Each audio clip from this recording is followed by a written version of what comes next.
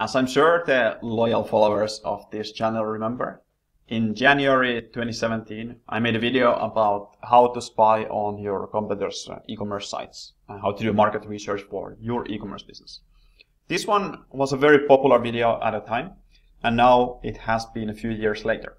Now, already these methods were quite advanced, I'd say. However, now they are way beyond advanced. And in this video, I wanted to summarize how we can do this even better now that it's been a few years since this video.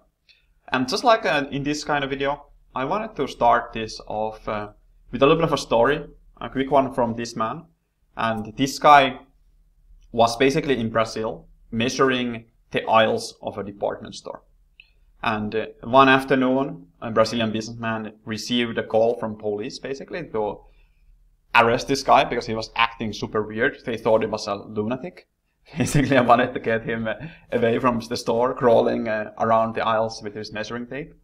And simply, he just wanted to know if the aisles are longer or shorter than they are in the US, and whether the Brazilians knew something that he didn't know. Now, long story short, this guy became the most richest man in the world. His name is Sam Walton, founder of Walmart. And he had this quote that it has been a blessing for him to be so open-minded and ignorant, basically, because from those experiences and from that open-mindedness, he has learned so much and basically learned from everyone. And that's such a key proponent to his success. So we're going to become Sam Waltons today and learn everything there is to learn from our competitors, almost. And for that, I have chosen everyone's favorite gym clothing company, Gymshark, and we're going to look into this one. Now, before we do that, make sure to like the video to make me super motivated to produce a lot of value in this video, and subscribe to the channel if you haven't already. Now, let's dive into this one. So, in the original video, I talked a lot about analyzing source code, and that has not gone away. However, these days, we do have a lot of good plugins that can do it. So if you, for example, wanted to learn if this is on Shopify, I could check Shopify. If it's on Magento, I can check Magento and just see if there's going to be hits on this source code once we search it. Or same for WordPress, so it works on all of those stores. What I recommend these days is to use a plugin called Wappalyzer, and this will pull out all the different things that it can read from the source code. So you actually don't really need to use this old method. You can, of course, if you don't want to use apps or plugins for your Chrome. Now with this one, it will pull out a bunch of different things. So here, let's go over some of them. So first of all, e-commerce is obviously Shopify. So that is something you can also see from the checkout, or you can see it from the collection structure. When you click on the collections, the structure is always pages / something or collections / something. So it has that structure built into it. Then it looks like they're using Intercom for the live chat. So that's something that might be interesting for you if you want to look at the different technology options there is for live chat, or if you perhaps are considering that. It might be an indication that they are finding value out of having live chat. Then let's look into the pixels. So when it comes to different analytics and pixels, there's a high likelihood that they are advertising in some of these networks now. So they have a TikTok pixel. So most likely they are at least gathering data for TikTok so that they could advertise there, or they are already advertising. So that might be something to look into. Same with Pinterest, same with Facebook, and probably somewhat same with LinkedIn. So there are some options here. And these are nice because they can't really hide these. So they are always going to be visible. Google Analytics, fairly straightforward. If they don't have this or any kind of analytics software, I'd be quite shocked. And most likely that means that it's not going to be a serious business, or that they simply have something that you haven't even heard of, or even like some analytics software that is not even being picked up here. If you see something like Adobe Analytics, that typically means it's more of an enterprise level store, just because those software things cost a lot of money. All right, moving on, you have a bunch of things that really doesn't really matter. So React, you have your different jQueries. Looks like they are using lazy loading to some degree as well. So then here we often stop here on the affiliate programs. So this might be something that they are finding value from. So you might look into these as well. But generally I wouldn't start here if you are more like in beginner stages. It's more of an addition, not the fundamental that you'd be looking for. Now, when it comes to A/B testing, this is something that is typically a hallmark of a bit more of an advanced store. So in this kind of case, they have Google Optimize, which would be the entry-level A/B testing software. If you see something else, that means that they're probably very serious about it. But even if you see only Google Optimize, that means that most likely they have done some testing at least. And their sites generally tend to be quite a bit better if they have an A/B testing platform installed, even though we don't know if they have used it. So that's like something which might be a little bit difficult to judge it just based on that. But generally speaking, the more expensive the A/B testing software, the more likely they have used it, and the more likely they have run tests or are running tests, since there's definitely a cost to play. And if there's a cost to play, usually people play. So that's something to keep in mind. Nosto in this kind of case is a product recommendation and personalization app. So these guys are obviously players to some degree. Their technology spend is not going to be very cheap. And Microsoft advertising as well. So most likely there's going to be some kind of action on Bing. So that's something. And payment processor. Of course, you can find these on the checkout as well. And I'd urge to look into there first to see what kind of payment processors they are using. So you can consider whether you'd want to roll the same ones. But keep in mind here that this might not have been such a well thought out decision to use these payment processors or to use some kind of payment split app. But those are definitely options. And if you see them consistently used, that might mean that it's like a best practice, or at least by default it's going to be a common practice. Google Tag Manager is a little bit of the same thing as with Optimize. You can also see Adobe Tag Manager for more enterprise level software or sites. So this is one where Google Tag Manager is kind of like intermediate and A/B testing starts to be more advanced. If you don't see a Tag Manager software, then I usually wouldn't rank this site very highly from an optimization perspective. So those are the Wappalyzer things. There's also a software called BuiltWith. So I'll open that one. And on BuiltWith you will find a search here. You can look up your different thing, and you have multiple different tabs here. So the first one, very similar to what you just saw. And there it looks like they have multiple different languages or sites here. So hreflang is basically for Google to understand that these are translated. So they are not going to be competing each other or copied content from another site. So it just tells that. So most likely these are playing in different markets just because there is this. Then you have the Shopify conversions here. So there's some kind of thing with different currencies. And that might be something to look into. Or they are using that on the checkout. So eventually you'll default to one currency. And also it looks like they're also snapping here. So that's something that the Wappalyzer didn't pick up. So that's why it's nice to use two different programs here. Just get a more of a complete picture on that one. Then there's often a bunch of things that like every store has. So every store pretty much have JavaScript at this point or different things here. So it's a little bit of, you need to a little bit understand how and what to look for. So that's the technology part. There's a default one or detailed one. And here, one thing you can look for is these dollar marks. So this can indicate a little bit of how much they are paying in general. And one nice thing with BuiltWith is that it also shows some of the old technology that this site was using. So If it's a bigger site, most likely it has been scanned. And if it's something that they used to use, then it shows up here that they are no longer using that. So here, normally, if they used to have something and they are no longer using it, it's a good indication that they either didn't find the value from it or they found something better and they are now using that. So that's a great indicator because there's a lot of things that they might test out and they might not want to commit to a long term, but this is a good sign that they thought it might be useful and no longer is. Also, when it comes to widgets, BuiltWith can be a little bit of a better one to pick out some of these. And so, for example, like probably used to use MailChimp for a little while, but no longer does.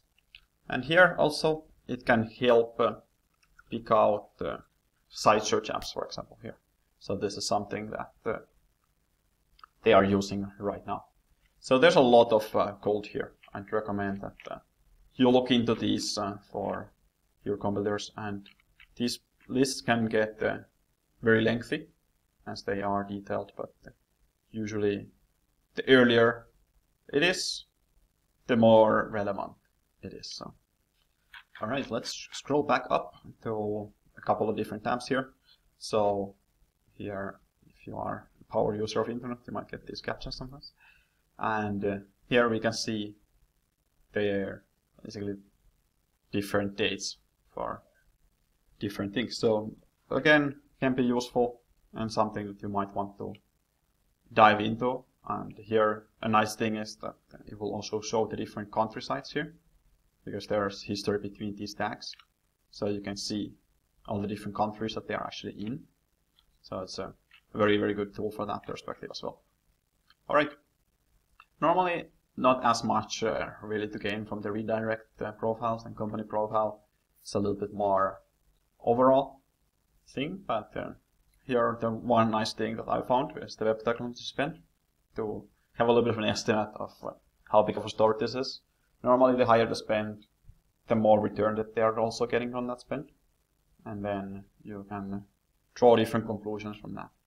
So there's a little bit of a graph here. For most stores, not going to be that significant. Like it's going to be pretty small and not as growing. But I think most of you have big aspirations, so should look into big competitors, not the tiny ones. So that's on the BuiltWith site. Now, we might have a question. They are selling products, but which ones are actually the best selling products? So here, Shopify generally makes it easy. There is a way to block it. So I'm not 100% sure if this is going to work on this store. But if you go to collections, / best selling products, normally that's the default structure. It's one where sometimes they don't have the default structure, so they might have just the collections. So Shopify by default has the collections all feature.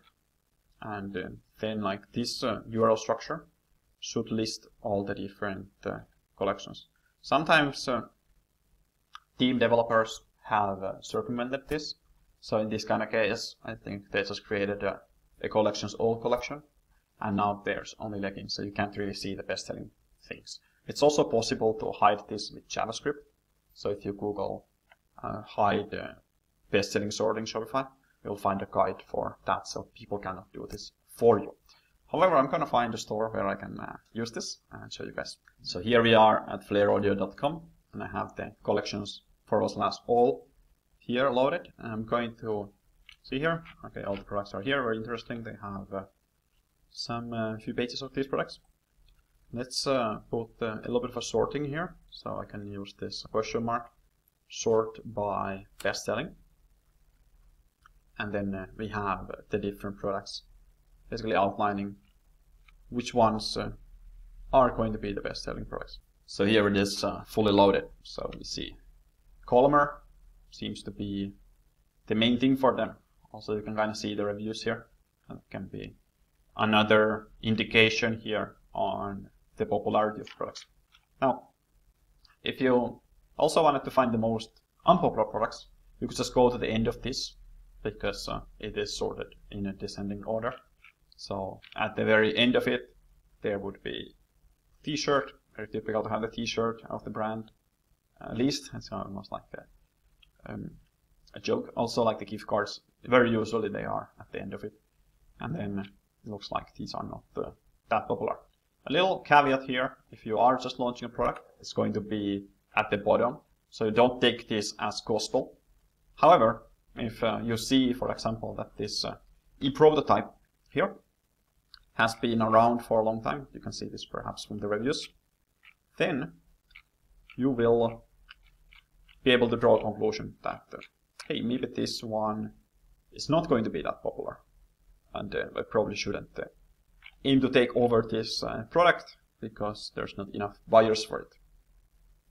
So that's the best-selling sorting, and also keep in mind to not trust this 100% because some products might have been there for a longer time, some are newer, so that's something to take with a grain of salt. If you want to take this into extremes, it is possible to track these pages and see how these are changing over time. We sometimes do this. We have software in our agency, growgurus.com, where we can look into your competitor store on a regular basis and notify changes on that particular page. So basically, we scan the page and see what changes on the page. Very powerful in staying on top of your competition and basically knowing at all times where they are and like almost getting inside their brain. It should be banned, but it's not, so we use it. All right. Next up, I hinted that a little bit on the previous pointer, but we definitely have product reviews as well. And this was something that in a few years ago, like I wasn't actually aware of this possibility, but since we are all evolving human beings, we get smarter over time, and then we get to exploit our learnings. So here on the reviews can be a ton of gold here. So you can see how often these products are purchased. You can get a little bit of a sense there, like of the recency. So if you compare two different products, one is getting a ton of reviews, one is not, then perhaps like either they are pushing the product that's getting reviews a lot more, or it's just simply both a lot more often. So you can draw these kind of conclusions also from that. Here, generally reviews are a great source of information because it publicly shows what their customers like about the products. So you can use this information to your advantage. It even outlines how they describe the products. So here, they, for example, are talking about comfort, they're talking about discretion, and some different things. So here, those can be then something that you might want to even refer to in your copywriting if you are having a similar product. What we sometimes do, and it gets into a little bit more advanced as well, we can scrape these reviews and we can put them to a tool that then analyzes them for different tendencies, different grouping, different things in general. So if this is of interest, you can head out to growgurus.com/apply and let's take a look if you want to do this for you as well, as well as some more optimizations for your store. So that's a little plug there. But let's continue on with the video. So reviews, very, very powerful. Quantity, then how happy people are, how they're describing the products, how frequent are these reviews, and generally like we can draw a lot of conclusions of what is working and what isn't.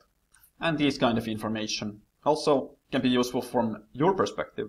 Just like from your reviews, you can then use that in the product copy and drive more conversions that way. All right, so most stores, we go to footer and discuss the next pointer, have a Facebook page. So they have these different ones. You can kind of take a look and have a general idea of what they are up to, or at least like what they are publicly up to. So for example, quickly you can see from here that they are pushing a few different products and kind of like what kind of vibe they want to have. So you can see these little earplugs here. You can see them also here. And then they seem to have these earbuds things with the cord that they are also somewhat pushing. And a lot to learn from here as well in terms of engagement. So are people actually engaging with the brand? Is it kind of like dying or going up type of thing? You can draw these kinds of assumptions at least from there. Now, when it comes to the Facebook page, that can be very useful because all these ads are public. So you can go ahead and check the page. And once we arrive to the Facebook page, we have something called page transparency here. You can click see all, and then you have the ad library. So suddenly we have an idea of their ads as well, when they started running, and how they are looking like. So okay, like here, a lot of useful information, and you can see ad details and get a better idea here. So they're like definitely pay attention to that, and here you can get an idea of their angles, of how they're approaching these different ones. So for example, here looks like they are using this hi-fi choice recommended as proof, and going a little bit of an angle of the sound quality will be superior type of thing. So that's a quick conclusion there. Ton of code here, and stay and check this out. And in general, you can also try to get into the remarketing lists, and do that by subscribing to the email channel here on the footer. And also you can check the abandoned cart email flow by simply abandoning a cart with your email attached. So that way you can see if they are actually using discounts on their most popular flow. I'd recommend that you subscribe to all of your competitors' newsletters, just because there's no reason not to.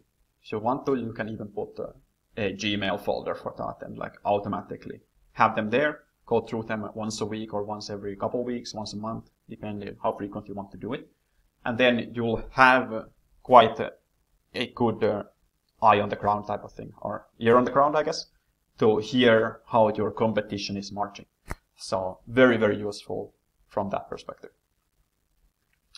All right, let's move on to different things then. So we have a tool called Similarweb, and from here we can easily see different display ads. So it pulls some data of how your social media traffic is distributed and all these kinds of different things. So definitely look into this one as well as BuiltWith. I'm not going to go through this with as much detail because it's a bit more traffic related, but they also pick some technology stack, etc. It's not as good as the Wappalyzer and BuiltWith for technology stack, but it's a great thing for traffic and understanding how they are using these different platforms.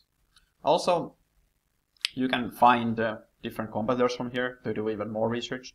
You can put yourself into this tool and find some of the competing sites, etc., as well as get an idea of what kind of audience they're going after, how's their geography is, how's their age distributions and gender distributions, all kinds of things. So you basically know them about as well as they know themselves, which is really cool how transparent the internet has become in that way. And there you have also ideas of generally like how many visits, like, and these kinds of things. I wouldn't trust these metrics too much here. It's one where they are more accurate the bigger the site is. However, only they can know these metrics, so these are really just guesses. And that's why it's like also very loose here in terms of the estimates. All right, so that's Similarweb, and a lot of it's quite self-explanatory, so I'll let you play around with that. In general, you'd want to have your ad blockers disabled, just because as a store owner, you will need to know and learn about how the ads are evolving and stay on top of that game as well. And most of your competition is using retargeting, so you can see the retargeting messages as long as like you sometimes visit their sites. One thing you could do is make a task for yourself in your project management software to revisit these stores every once in a while. So you can even open a tab or a folder and just like open all those links at once to get back to their lists.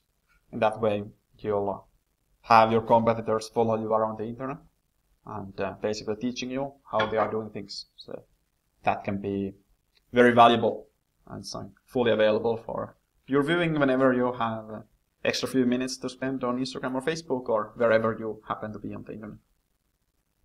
So this one helps you understand the images they are using, which ads are generally performing well, what kind of copy they are using, what is their most recent offer, and how's the engagement going in general. So if you see, for example, that the Facebook ad has a lot of comments and likes and reactions, like generally that means that it has been running for quite a while and it's a successful ad. So there you have an option to model it to your liking. And same goes exactly to the newsletters, as I said before. So don't miss out on that one. It can be very valuable. And you can see how often your competition is engaging with your audience, or their audience in that kind of case, and what kind of email flows they're running, and what kind of new offers and products they might have. And you'll be the first to know about those. So that's a really, really cool thing. All right, next, I'm going to show you another thing when it comes to Shopify stores, another little plugin that we can then use. So when it comes to Gymshark, we can use a plugin called Koala Inspector, because this is a Shopify store, and since most stores that would be competing with you are on Shopify, it's very valuable to go through this. So first of all, we can see on the structure tab right when we open the app, so we just install it and click on it, that we have the Hydra Shopify theme. So this might be something of their naming. So Hydra might be the agency that created, or something like this might be useful to Google that. And then we can see the date. So it looks like they pushed this quite recently. So they are definitely working on their store. It's not like sitting there empty. And just from the naming as well, this seems like a very professional naming. 1.30, 36.0. So there's definitely been iterations on this. And then it's definitely a custom theme as well. So normally you have a lot of themes just stating here which theme it is. So if you like that theme, you want to use it, you can just go to the Shopify theme store and find it. Now, this is where I think there's a lot of gold here. So when it comes to products, Shopify has this where you can scan them, and it shows when was the first published product and when was the last one. So you have this information of how active the store is, how long it has been around, and these kinds of things. You also have a number of products here, so you can compare your selection to theirs. And this goes up to 5,000. After that, it doesn't scan anymore. But they're still very useful in understanding how large these product ranges are. And you can dive into it as well, looking at these collections themselves to see where they are having a lot of products and when they aren't. It's a little bit more of a manual process. And then you have the average price. So that can be very useful in also understanding where you stand in terms of pricing. And here, one thing that is notable from this brand, it's definitely not a luxury brand, since they don't have anything over 100 euros. I think this would be a big opportunity for Gymshark to have something premium, to have something where non-price sensitive customers would have an option to pay more. So that's on the product side.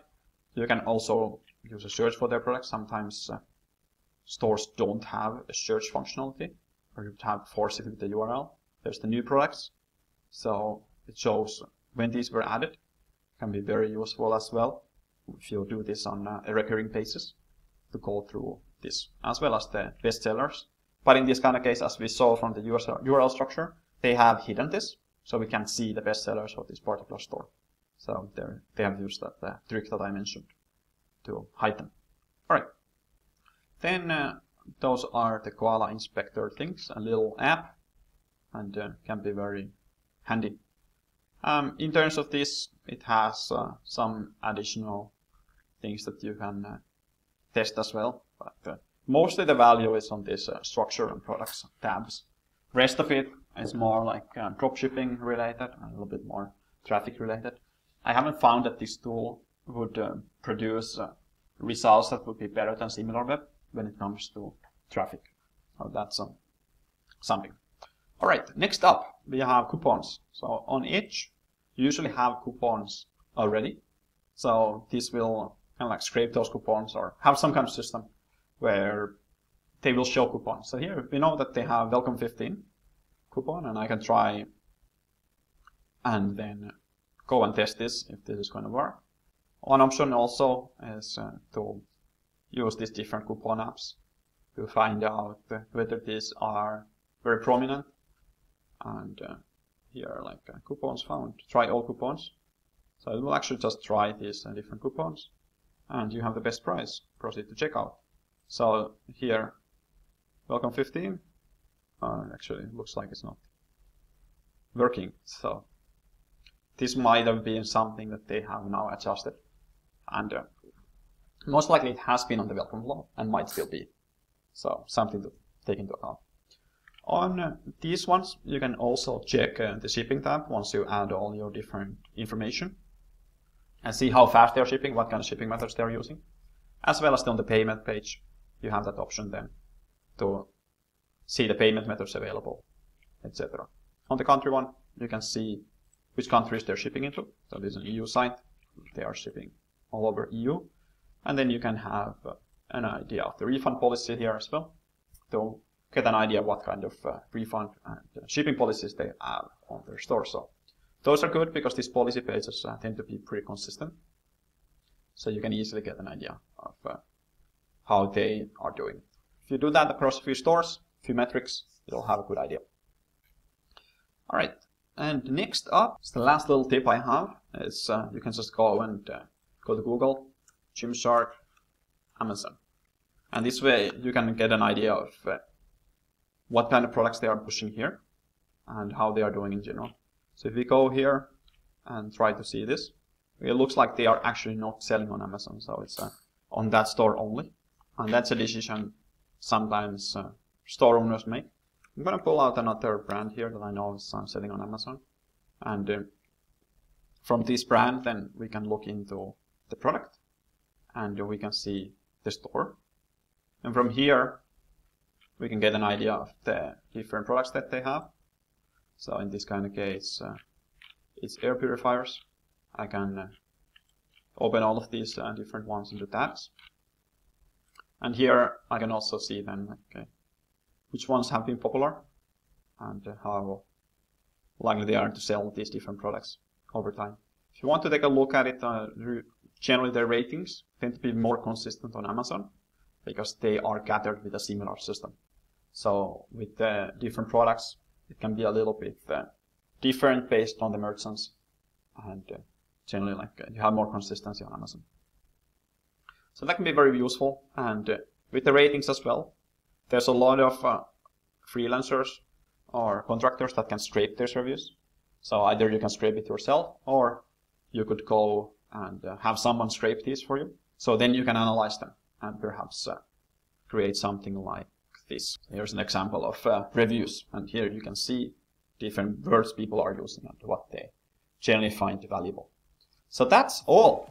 If you are at all interested in having something this amazing done for your store and a ton of other goodies, go to growgurus.com, where you can get the most out of your existing e-commerce traffic by turning more of your visitors into buyers, more of these buyers into repeat buyers, and maximizing your order profitability.